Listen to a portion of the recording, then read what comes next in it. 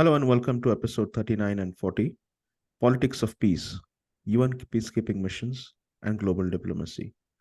To have a deeper look at the UN peacekeeping missions and how things work in this segment, we have today with us Major General A.K. Bardalai. Hello, sir. Welcome to the podcast. Thank you, Omkar.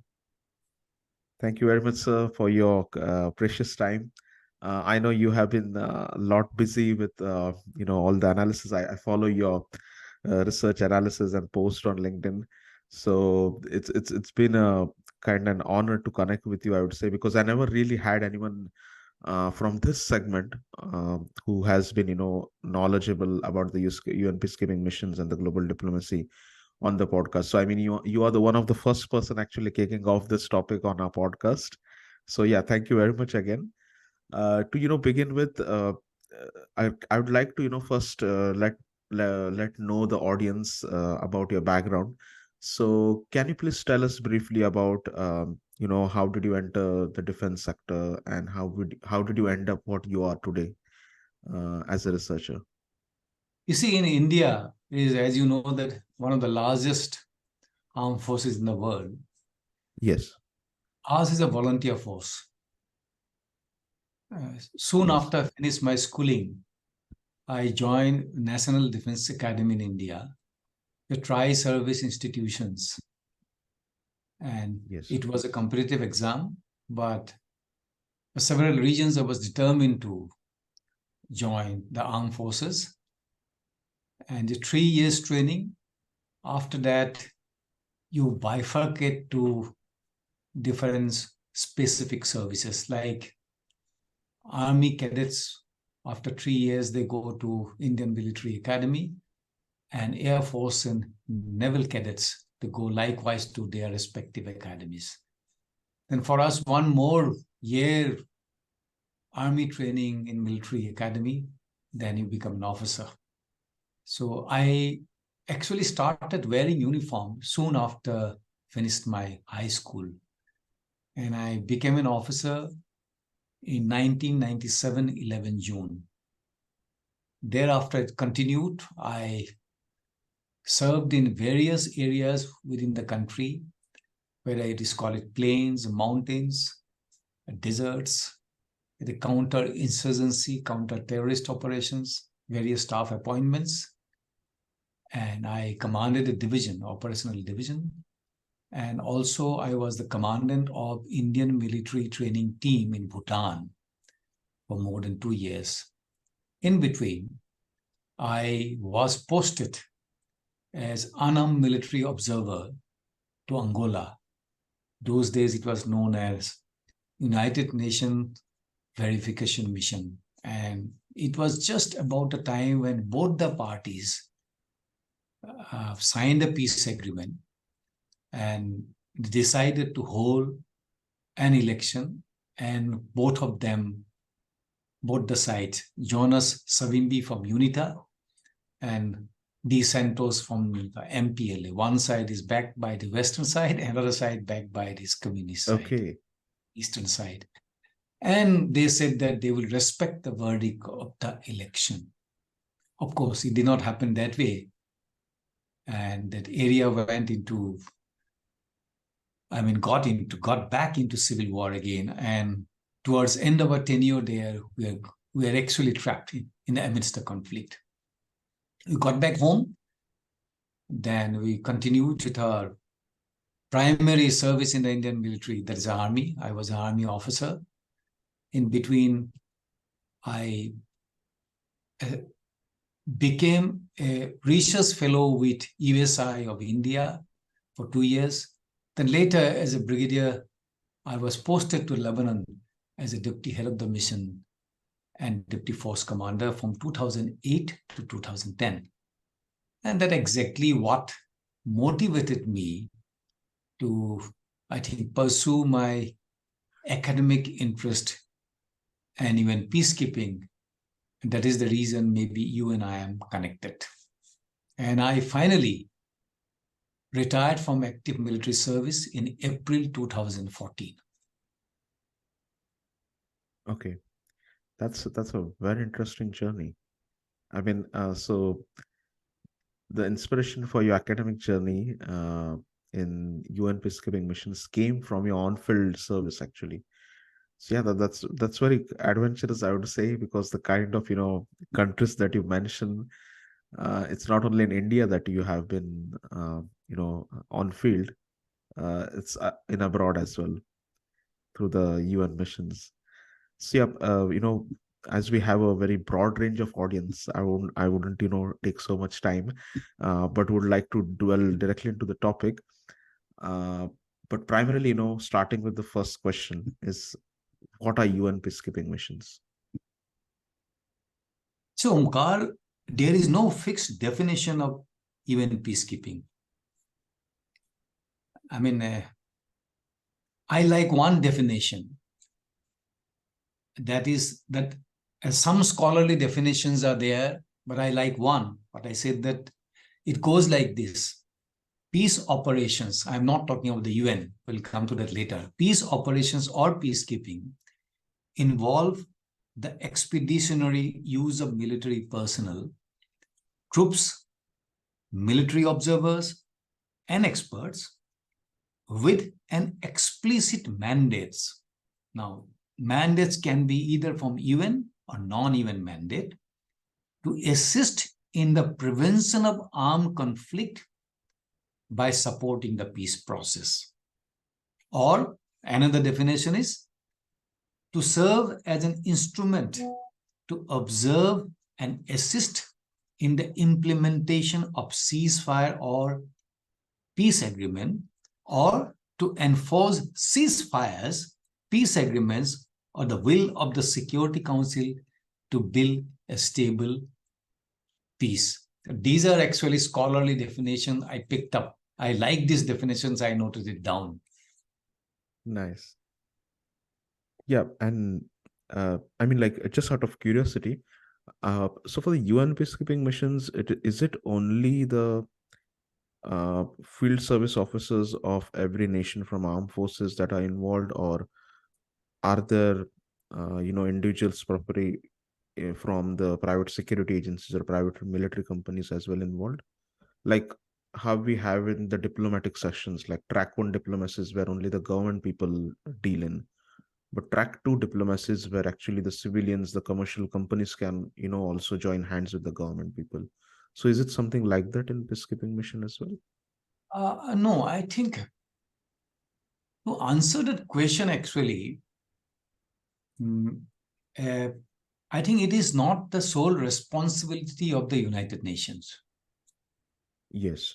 Everybody can be involved in it, should be involved. Yes. Yes. You Yeah. talked about private security sector. Yes, they Yes. can play a role. I think it is a question by itself if you want to answer now, or I can answer it later. But to come, main theme of your question is to answer. I think we should know what is the actually primary objective of even peacekeeping and how it has Yes. developed.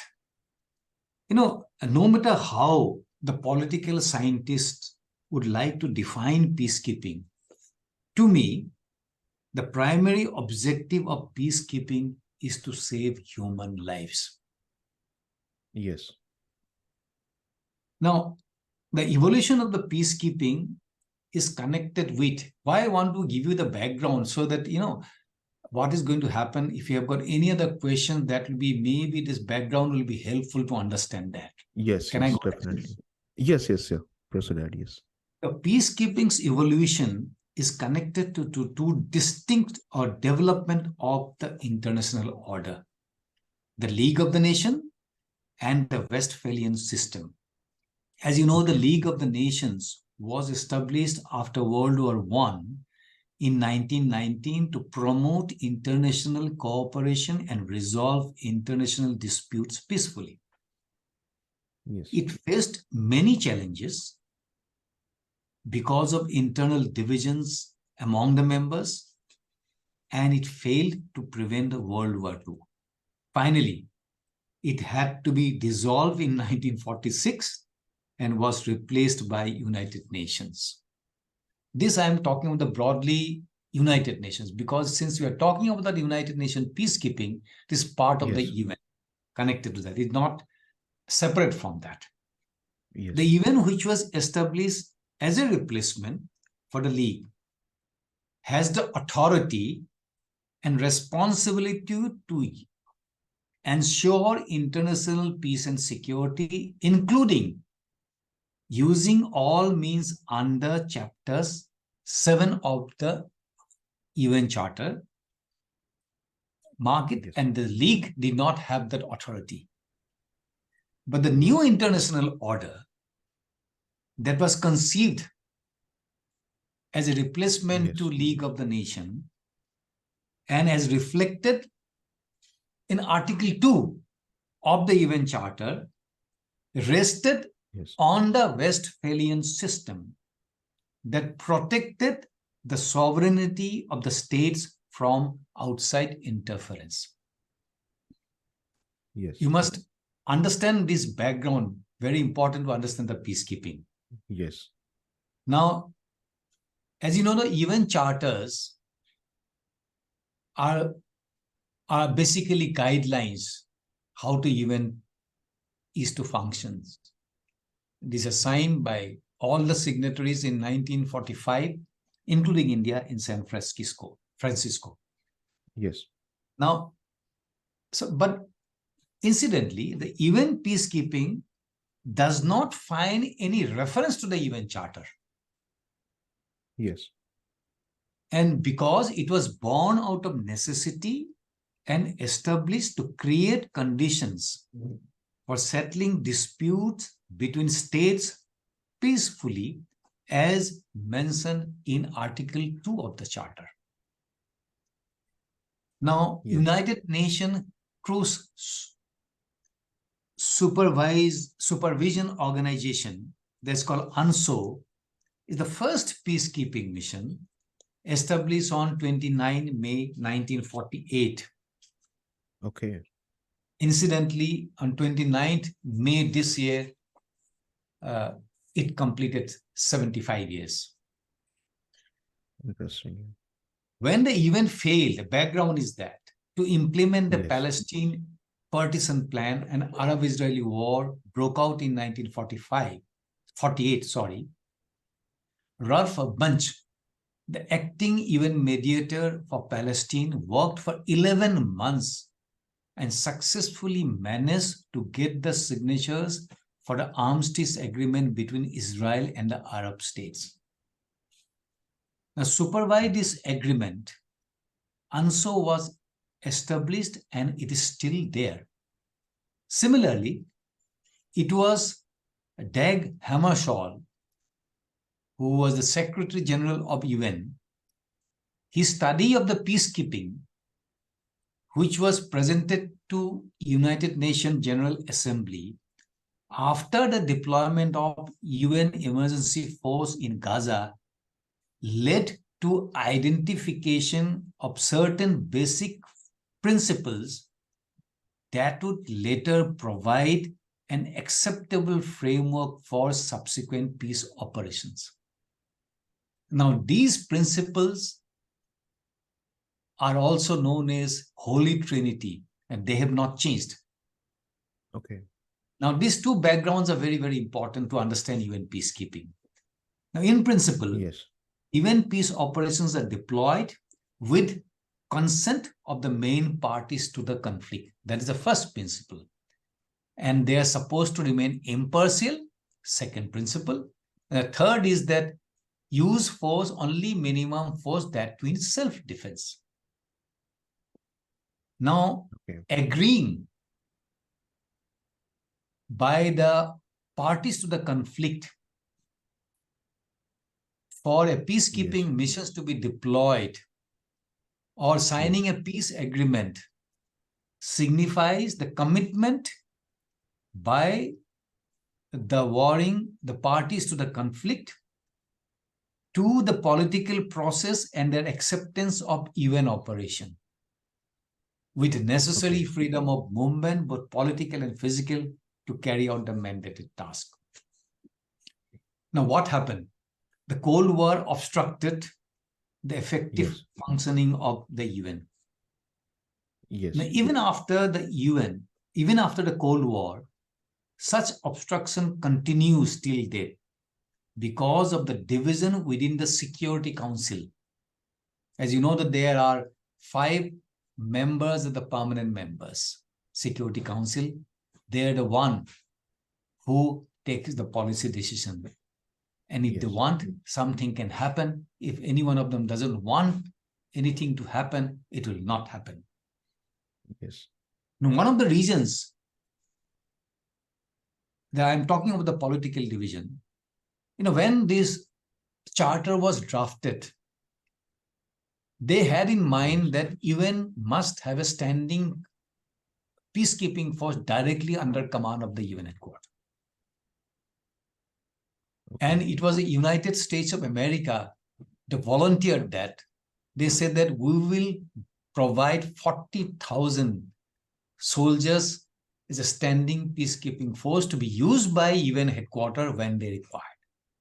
Now, standing peacekeeping force under UN means they will be directly under the command and control of the UN headquarters, and the troop contributing countries will not be able to interfere. Okay.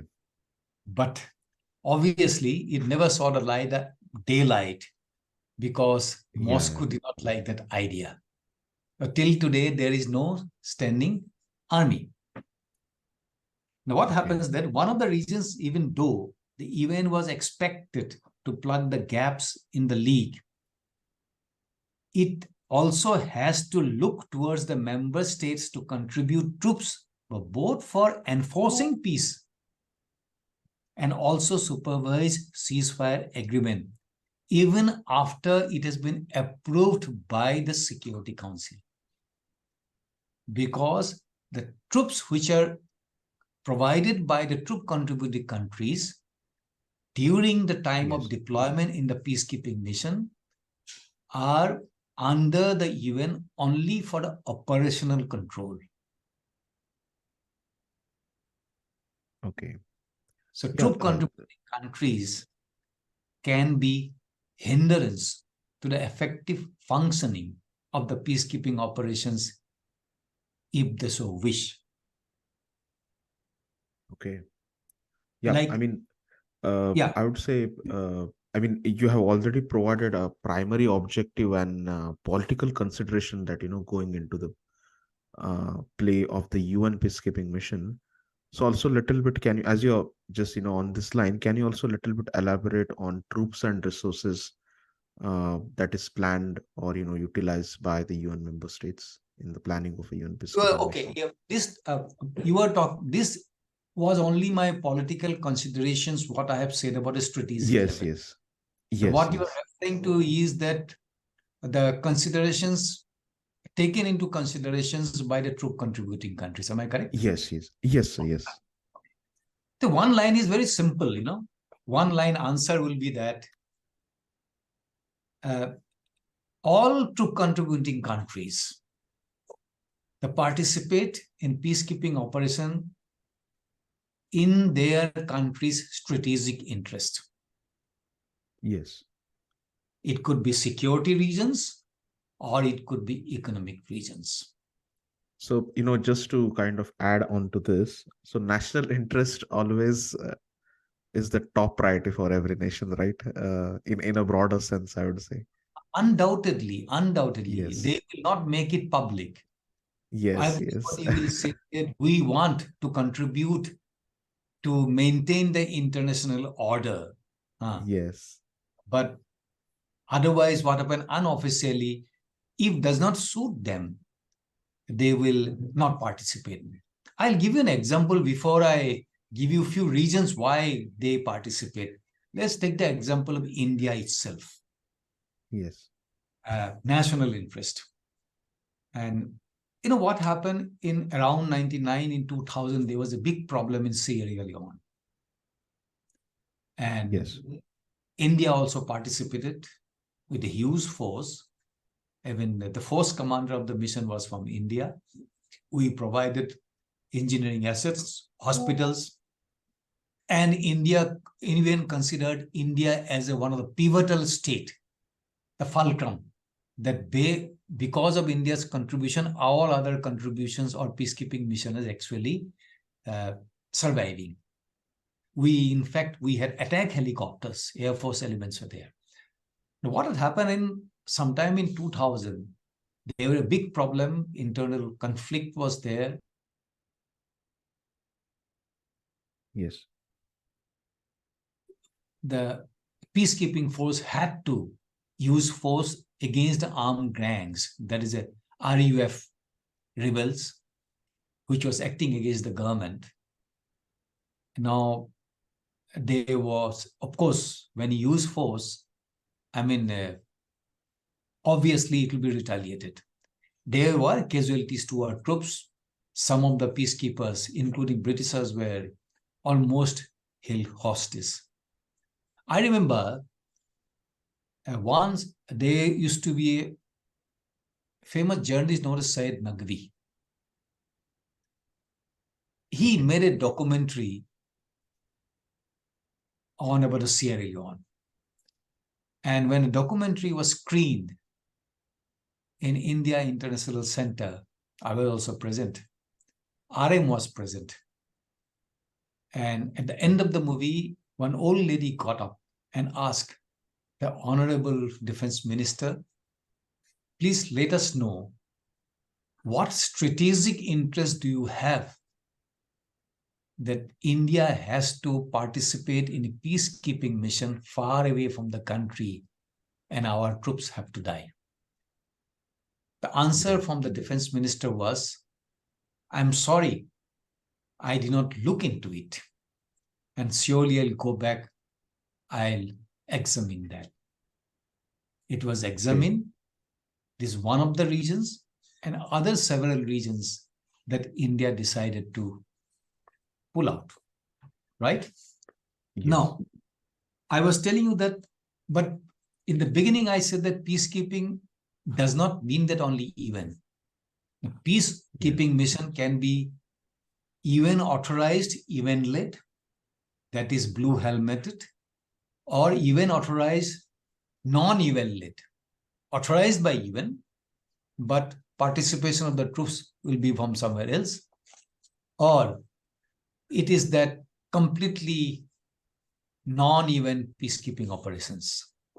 Now, coming back to why people participate in peacekeeping operations, like I told you that, for example, one of the reasons I'll give it to you, you would have heard about Africa, ECOWAS is a regional force. Now, Nigeria is I would say that the main contributing country to the ECOWAS. So Nigeria participate, and anything to do with ECOWAS has to participate. So ECOWAS initially participated, before even participated in Sierra Leone, ECOWAS was participating. Now, why countries participate? At regional level, they may have economic interest. They want to have access to the natural resources. They want to support the socio-political ambition of their allies, which may not be the country which is amid the conflict. Or they could be maintaining the regional order. But why they would like to maintain the regional order? Again, is a national interest. Now, there are colonial powers. They also participate. I don't have to name. They may participate directly or indirectly. Because firstly, the colonial powers have got a sense of attachment to former colonial relationship. And the desire to support the friendly or elected government. Again, they want to maintain the regional order because it will benefit them. Again, it's a national interest. And some people want to support humanitarian concern. And finally, it boils down to your national interest. But there are great powers which also participate or do not participate in peacekeeping operation, but the support. They may say that is out of concern for global order, as well as maintaining stability in distant global order. I think it is less of concern, more of wanting to maintain the stability because it suits their national interest. Yes. Now, as for executing the peacekeeping mission is concerned, there are certain political considerations take place. Now, the most important part is that it must be preceded by a peace agreement. It is not that a conflict is there and Security Council suddenly decide to deploy a peacekeeping operation. No. A lot of backtrack diplomacy continues. Because if a peace agreement, if any peacekeeping mission, which is based on a peace agreement, it has got more legitimacy because it becomes a moral responsibility of the parties to the conflict to respect that.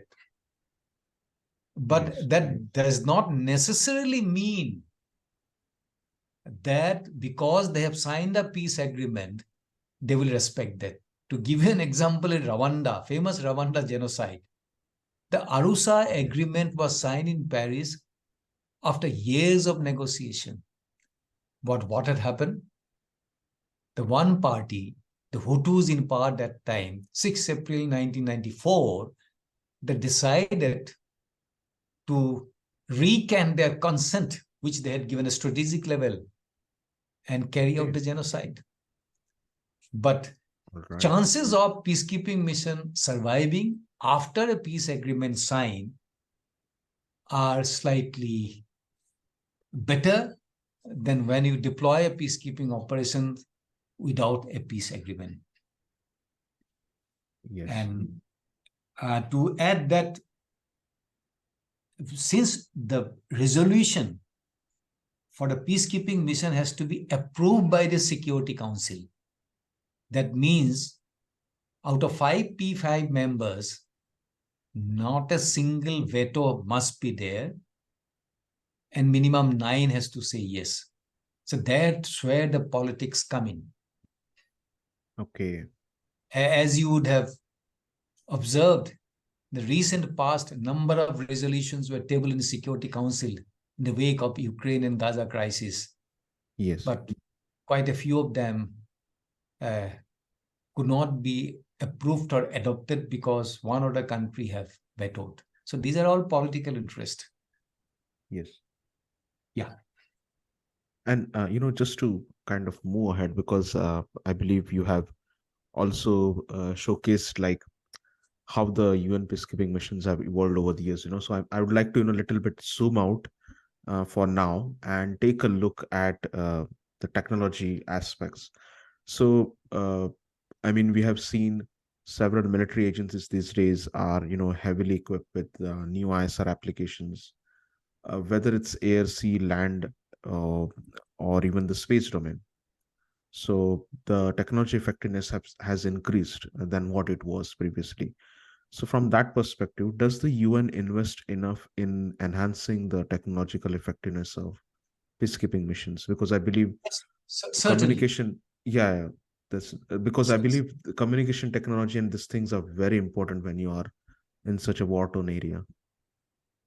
No, for sure. This is actually to tell you that, firstly, most of the data have been digitized.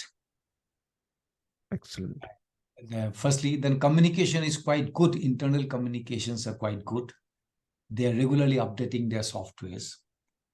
Because because the technology can provide peacekeepers with critical tools, information, and capabilities to enhance their effectiveness in performing their task and protecting civilians.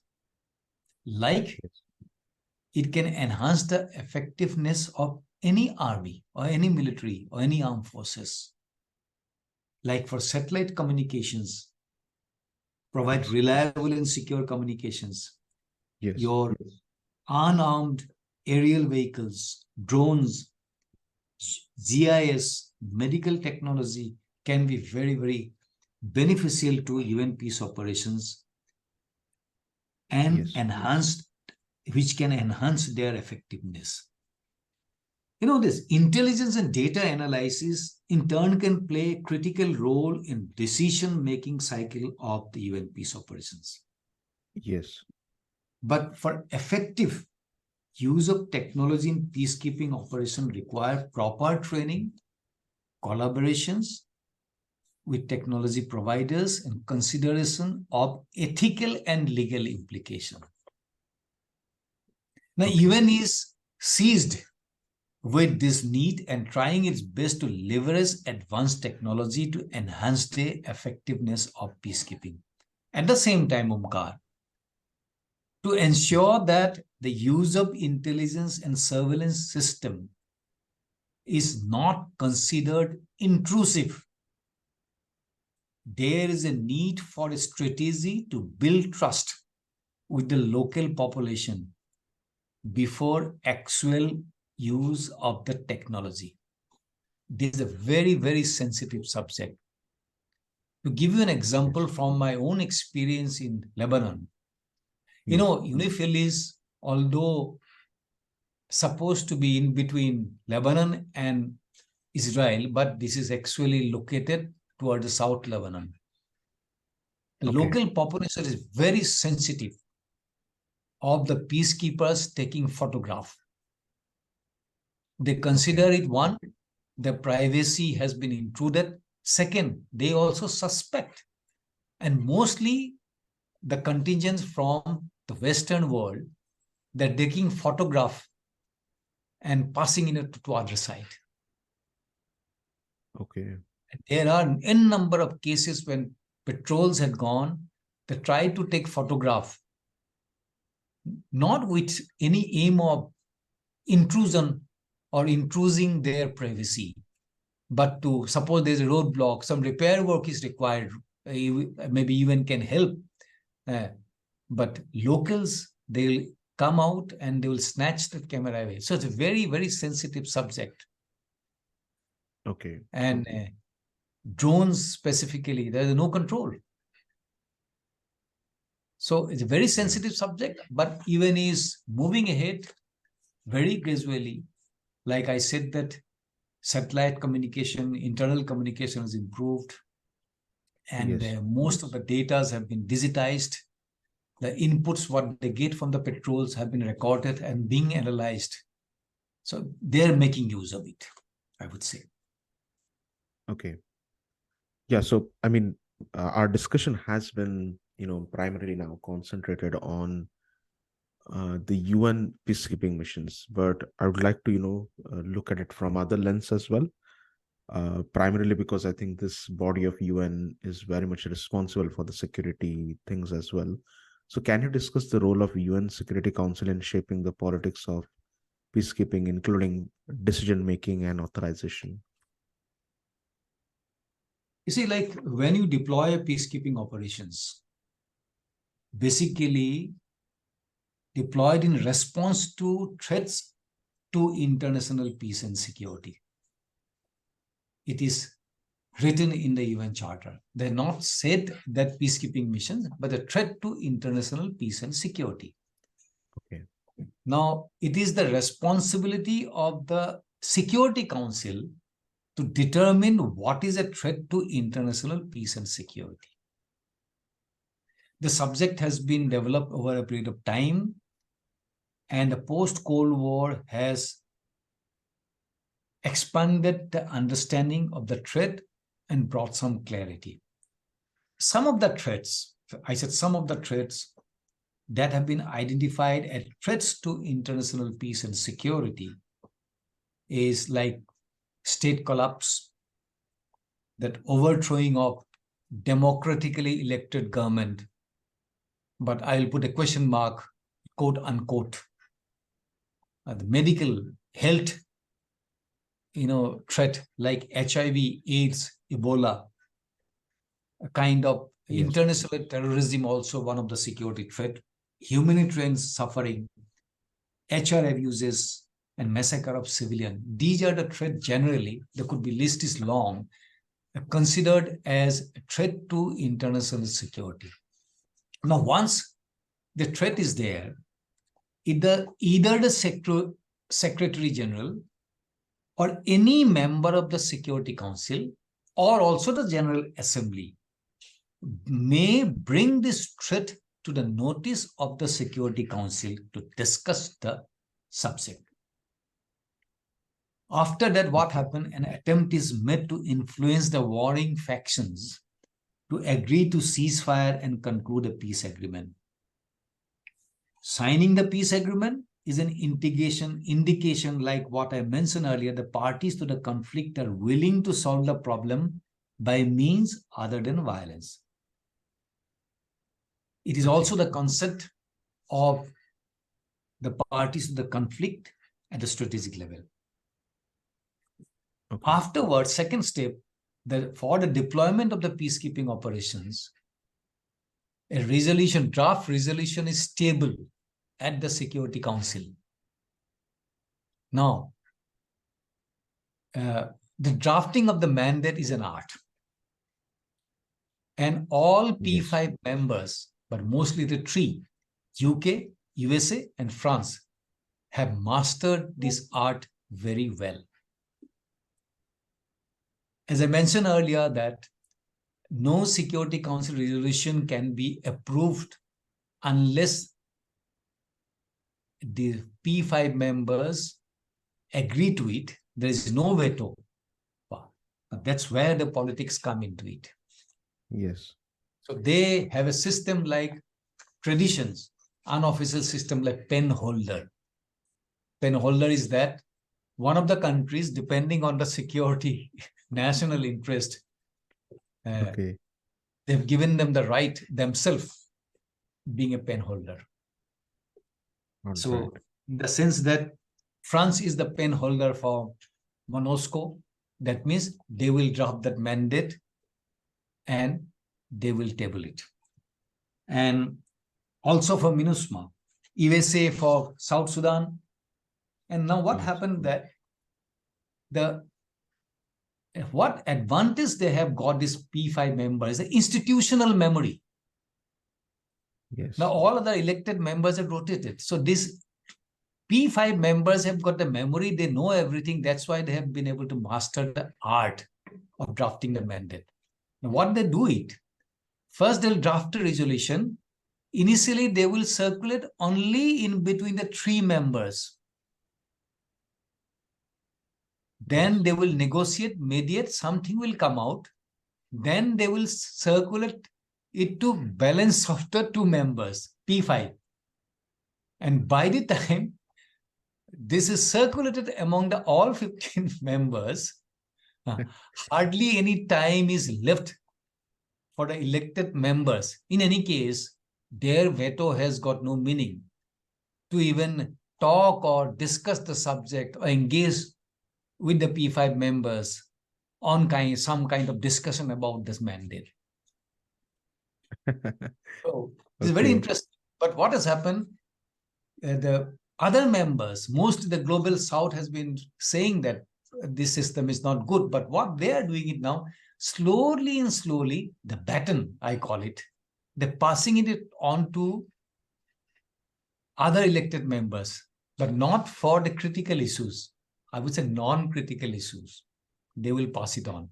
You know, some other country can take on the draft. But when it comes to serious issues, for example, somebody has to present or a draft resolution on Ukraine. Maybe in Security Council, I mean, it has to be by one of these countries. Yes. Otherwise, simple answer will be that they will veto it. And they have got the institutional memory. They will cite regions, quote from history, and why it should not be adopted. And that kind of institutional memory is very important. So it is not possible for the elected members, but at least they can make a beginning From whatever is Yes. available in the record, they can digitize that. I personally feel the information is very, very important.